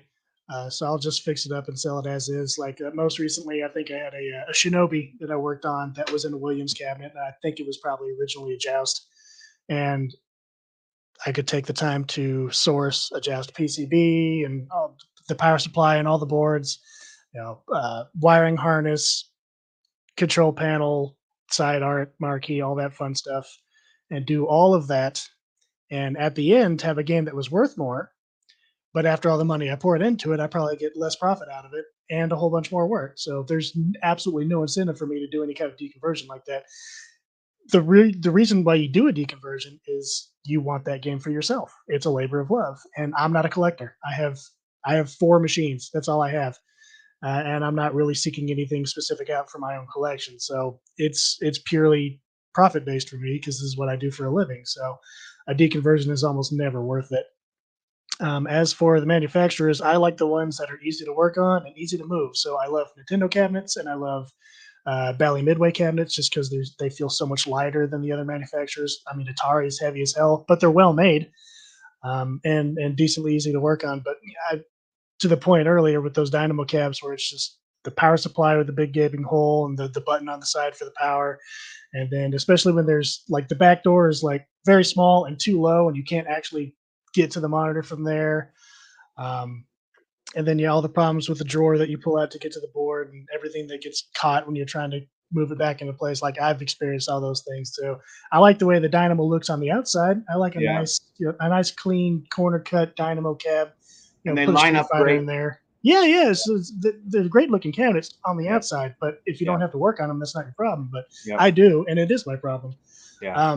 You had mentioned earlier also about conversion only games that you really like. I believe Final Fight was a conversion only game. I don't think it had a dedicated cabinet. So Final Fight is one of my favorite arcade games of all time. I've got a shower curtain that's got Final Fight on it. That was a Christmas present one year.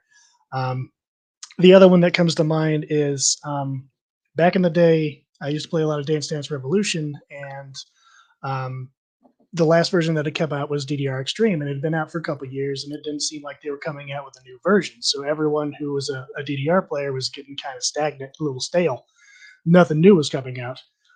So another company made a conversion project called In the Groove that was basically just plug and play into a DDR cabinet. And they almost got sued for it at first because, hey, this is our intellectual property. You're using our cabinets to do this. You can't do that. But it's basically just a JAMA box is all it was. And so you could argue the point that you could throw this in anything. It doesn't have to go into a DDR. And so they avoided a lawsuit at first by doing that. And it became extremely popular. A lot of DDRs got converted into In the Grooves. Eventually they came out with a second one. And then they did come out with a dedicated cabinet made by Endemiro, who makes Pump It Up, which is DDR's biggest competitor. It's their Korean offshoot, like rip-off, spin-off kind of thing.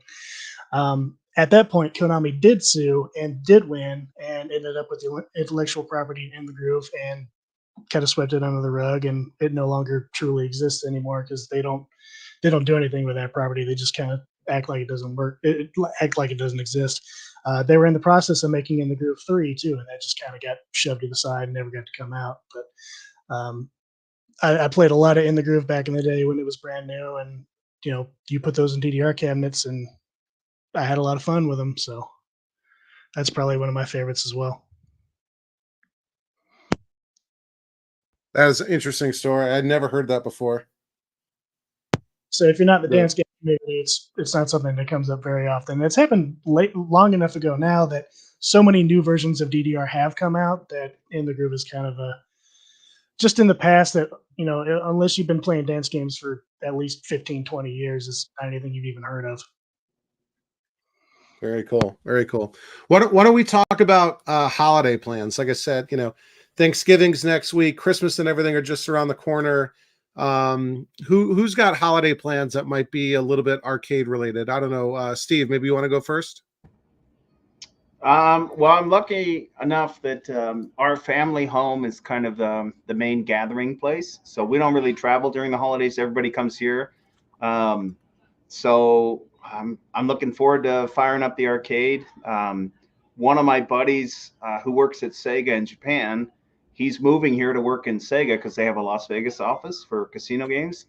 And so he's going to swing by, Japanese guy, which I'm looking forward to. He, I don't know, just I don't mind, family wise, new people can come. And for me, it's all about the games, selfishly. Like everybody in the house is having fun and doing food. I'm out here like fixing stuff and ready to go. And I get a high from watching everybody enjoy the games.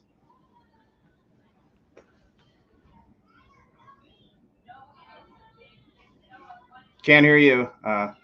Oh, whoops. I said that's really cool. And I keep looking at Liam's background, with the Halloween decorations still up.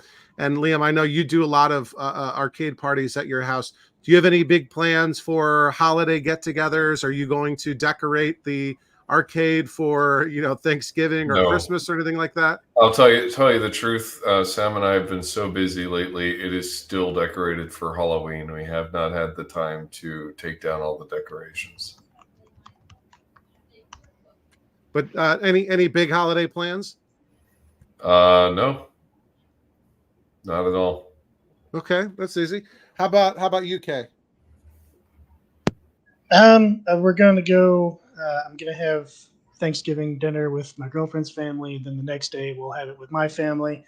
and then I'll just be back home, and I'll just be working nonstop, getting stuff ready to sell for people to have for Christmas presents. It's the busiest month of the year for me, which is great because once I sell a bunch of stuff and save up a bunch of money, it's dead until tax season. So after Christmas, I don't sell jack until like mid to late February when people start getting their checks in. Then they'll start buying stuff again. There you go. As for me, so most of our family lives away, mostly in Connecticut, other parts of New England.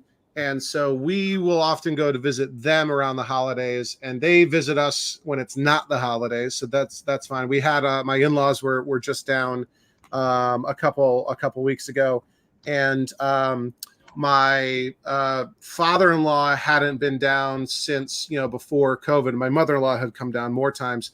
But I didn't have any of the pinball machines the last time he was here. And unbeknownst to me, that was a huge part of his adolescence, right? And so he spent probably 20 hours playing pinball over the course of a week down here, and just drinking all of my bourbon and playing pinball, which was great. I do have some holiday plans for my YouTube channel, actually. So I did a couple of things last year that were a lot of fun for the holidays. Let's see. I did a little holiday gift guide, and I think that's the episode that I'm going to release next week. I'll probably do it on Black Friday because that's just sort of, it seems thematic. And I'll go through. Last year, I basically went through like 20 or 30 different tools that I like using, and kind of had them all spread out, almost like imagine like a like Regis and Kathy Lee's sort of holiday gift guide type of thing. Everything's spread out on a table. I did that. I've got a different idea this year for a couple of like a bunch of different categories, right? Like my top 10 essential favorite tool, or top 5 essential favorite tools, top 5 new tools that I got this year, top 5 things that I don't have that I wish I had, top 5 vendors, different things like that. So that'll be the holiday gift guide. And then a big thing that I do, because I get a ton of time off for Christmas, basically the week of Christmas and the week after Christmas, I'm off for almost 2 weeks. Every year my company basically just shuts down. I did last year this thing that I called the 12 days of Arcademas, that I'm going to do it again this year. And, so typically on my channel, I release a new video every Sunday, and every once in a while I'll do like a short video in between. But the 12 days of Arcademas are 12 straight days of new content every single day. And the 12th, it's not the normal 12 days of Christmas. The 12th day is New Year's, and I do like a New Year's live stream. So I'll do, new episodes every day for 12 days straight. A couple of them will be live streams. A few of them will be short videos, so only 60 seconds. But there'll be several full-length videos, which is a ton of work, but is a ton of fun. So I'm really looking forward to that. So yeah, keep an eye out for the 12 days of Arcademas. So I think we're coming up on 2 hours. We've still got a ton of people watching, which is great. But I know Liam is probably half asleep right now, so we should probably wrap it up here. Why don't we go around the horn? Everyone kind of take a chance to reintroduce yourself again. Plug your channel, where people can find you on the internet and everywhere. Liam, since you are the closest to passing out, why don't you go first? I am Liam from Retrobotics, along with Sam, who is not here right now. You can find us there on YouTube, and 64-bit on KLOV. Awesome. Kay, how about you?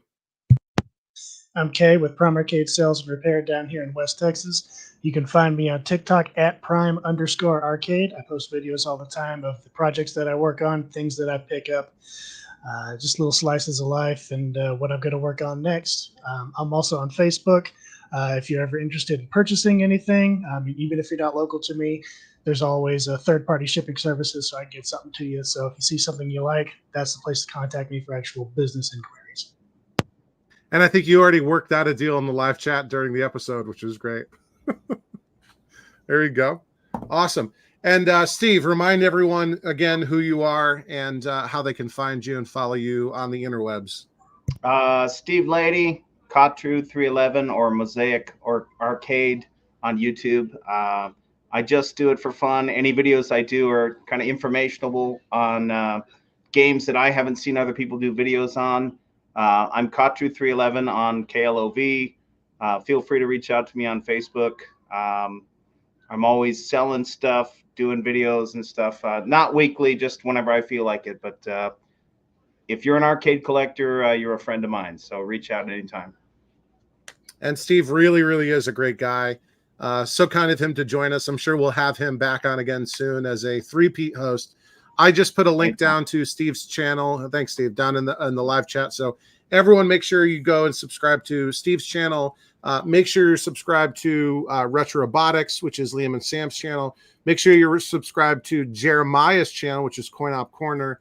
Kay does have a YouTube channel. He's much more of a TikTok and Facebook person. So if you're on those platforms, please subscribe over there. Of course, I'm Charlie from Overtime Arcade. If you're watching this right now, if you're watching the live stream, or if you're watching the video on demand later, you're already on my channel. So make sure you hit that subscribe button. Make sure you hit that link or the like button for the live stream. That really helps us all out. That helps YouTube know to recommend this podcast to other viewers like you. So please hit that like button. And yeah, I'll have a new video out tomorrow. It'll be the Superman minor restoration and gameplay. If you're a Overtime Arcade channel member, you've been watching that since I think I released it like 11 a.m. this morning. But yeah, everyone, this was an awesome episode. We had a ton of great conversations going on in the live chat. I think we hit 30 something concurrent viewers at one point, which is fantastic. So I think I'm going to try to take us out here with the outro and the music. So I'm going to give that a go. Thanks for watching the Coin Jam podcast. This was episode 10. We'll see you next month.